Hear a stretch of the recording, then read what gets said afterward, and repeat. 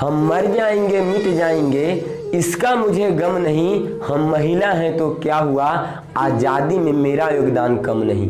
देखिए, आज़ादी से बात याद आती है कि हमारे देश को आज़ाद कराने के लिए जिस तरह से हमारे महापुरुषों का हाथ है, उस तरह से हमारे बहुत सारी ऐसी महिलाएं थीं जिन्होंने अपने आज़ादी के लिए योगदान दिया और साथ ही साथ अपनी बलिदान भी बहुत सारी महिलाओं ने दिया। लेकिन हमें दुख इस बात का है कि आज उस महिलाओं को हमें याद नहीं किया जाता है। हम याद करते हैं महात्मा गांधी, हम याद करते हैं बड़े बड़े महारथियों को, लेकिन जिन्होंने आज़ादी का लिए जो सही में लड़ाई लड़ा था, जिन्होंने सही में दर्द झेला था, उन्हें हम आज भूलते जा रहे हैं। तो हम आपकी यादों को ताज़ा करने के लिए हम याद दिलाना चाहते हैं ऐसी नारी जिन्होंने अपना देश के आज़ाद कराने के लिए अपने पति तक का हत्या कर दी थी। वो ऐसी महिला थी जिन्होंने अपने सारी सुखों को त्याग कर भारत के आज़ादी की बलिदान के लिए सिपाही रेजिमेंट में उन्होंने ज्वाइन किया था।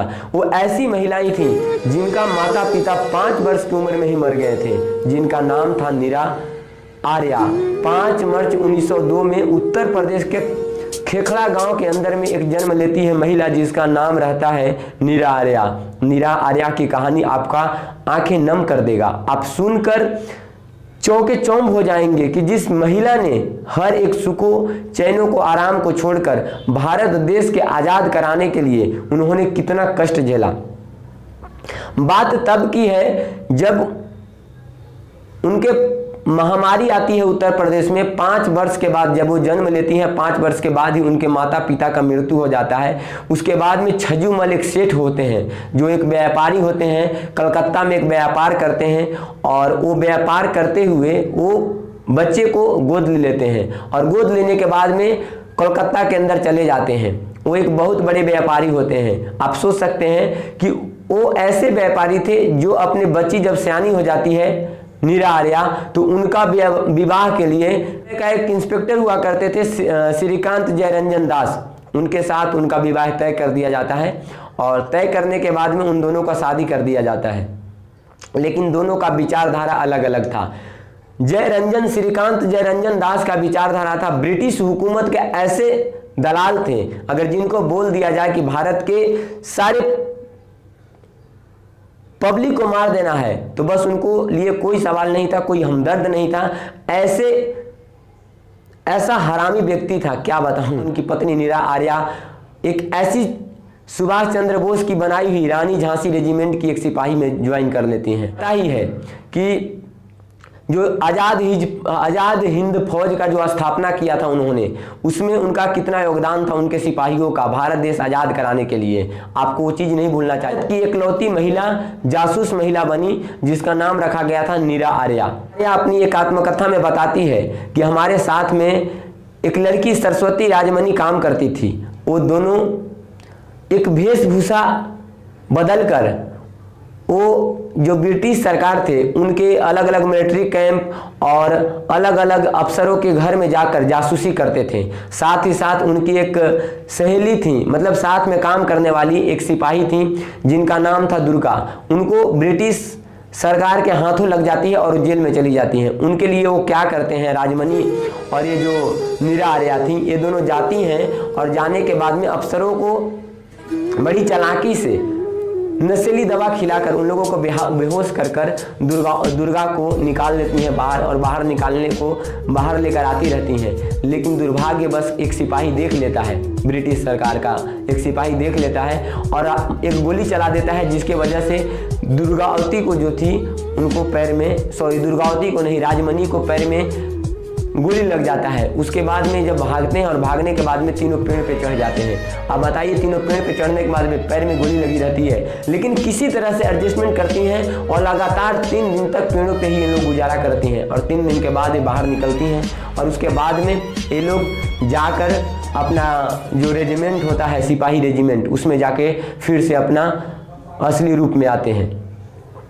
एक वक्त ऐसा भी आता है कि जो नीरा आर्या थी वो मिलने के लिए पहुंचती हैं सुभाष चंद्र बोस के पास में और वो जो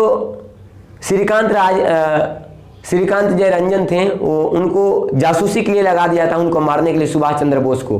और वो निकल पड़ते हैं, दोपहर का समय होता है मारने के लिए, लेकिन वो मारने के लिए निकलते हैं, गोली भी चलाते हैं धुआंधार, लेकिन उनका ड्राइवर की मौत हो जाता है और सुभाष चंद्र बच जाते हैं। एक चीज़ जब मीरा आर्या देखती है तो देखने के बाद में वो भी चालाकी से जाती है और खंजर निकालती है और पेट में भोंक कर अपने पति का हत्या कर देती है। वो चुनाव करती है उस समय कि हमारा पति जरूरत है या हमारा देश जरूरत है। देश का बलिदान करने के लिए सोची, अपने पति को जिसने हत्या कर दी, वो देखकर सुभाष चंद्र बोस भी चौकचंद रह जाते हैं और उस दिन उनका नाम नागिन रखती हैं, नीरा नागिन।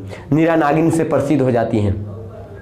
जब वो अपनी आत्मकथा में बताती हैं कि इसको लेकर उनका जेल हो जाता है, जब वो जेल में चली जाती हैं और लाल किला का जेल में उनको जब रखा जाता है, लाल किले के में जब जेल होता है और जब उनको रखा जाता है तो बहुत सारे ऐसे फौजी होते हैं जिनको कुछ पैसे लेकर और किन्हीं को सबको बरी कर दिया जाता है, लेकिन इनको क्या है, इनको बरी नहीं किया जाता है और इनका जो सज़ा है वो काला पानी का सज़ा सुना दिया जाता है और इसके बाद में इनको भेज दिया जाता है काला पानी में। उस टाइम की एक वक्त होता है, एक सिपाही लोग जाते हैं उनके उससे पूछताछ करने के लिए और पूछताछ करने के दौरान में उनको ये बोला जाता है कि आप ये बताओ कि आखिर सुभाष चंद्र बोस कहाँ हैं। उनको क्योंकि एक न्यूज़पेपर में सारे जगह पे ये आ जाता है कि सुभाष चंद्र बोस का एक दुर्घटना कारण बस मौत हो गया है, लेकिन नीरा आर्या को मालूम होता है कि सुभाष चंद्र बोस कहाँ हैं, लेकिन उसके बावजूद भी वो बताते नहीं हैं कि वो कहाँ है। उनको से जब पूछा जाता है कि वो कहाँ है तो वो बताती हैं कि सुभाष चंद्र बोस की मौत हो गई है और उसके बाद में वो बोलते हैं कि मौत नहीं हुआ है, तो उसके बाद में वो बोल देती है नीरा आर्या कि वो हमारे दिलों और दिमाग में है। जब दिलों और दिमागों का बात किया जाता है तो जो वहाँ के सिपाही थे वो सिपाही लोग उनका जो स्तन को दबाना शुरू कर देते हैं और एक खंजर से काटना शुरू कर देते हैं। एक शर्मनाक करने वाली ये घटना, आपका दिल दहला देगा ये सुनकर। जब उनको काटना शुरू करता है तो कट भी नहीं पाता है क्योंकि उतनी धार नहीं होती है। उस समय वो बोलती है कि शर्म करो, ये ब्रिटिश सरकार कुछ दिनों की मेहमान है, ये तो चले जाएंगे, लेकिन तुम इस हमारे देश के रहने वाले हो, इसी देश का नमक खाते हो और हम देश का लिए लड़ाई करते हैं और हमारा ही ये स्तन को काटने का कोशिश करते हो। स्तन आधा काट दिया जाता है, लेकिन क्या बताएं, इसके बारे में बात ही नहीं करना चाहता।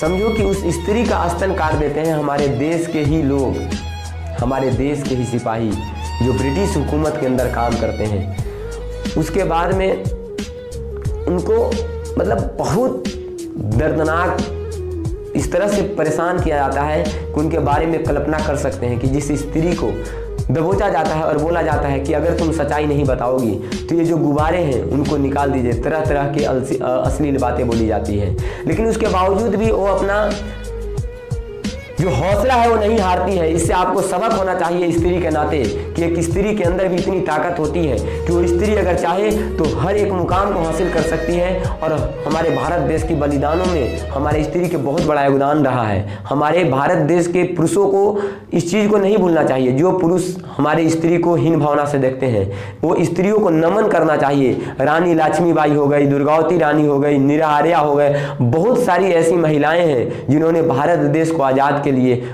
अपने जान बलिदान तक कर दिए हैं।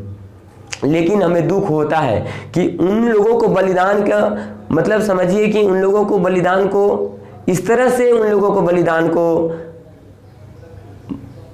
अनदेखा कर देते हैं राजनेताओं। उनका ना कोई सम्मान दिया जाता है और ना ही तो उनके बारे में कुछ सोचा जाता है।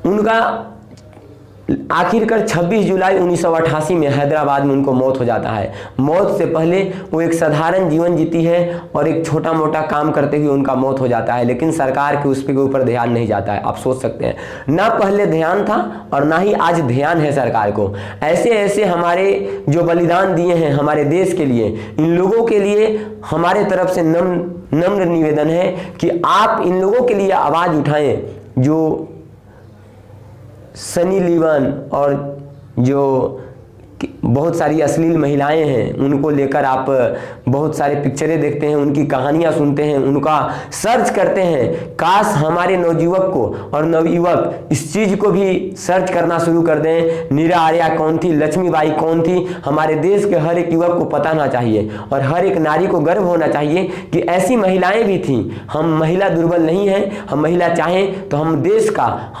देश के हर एक मुकाम को हासिल कर सकते हैं।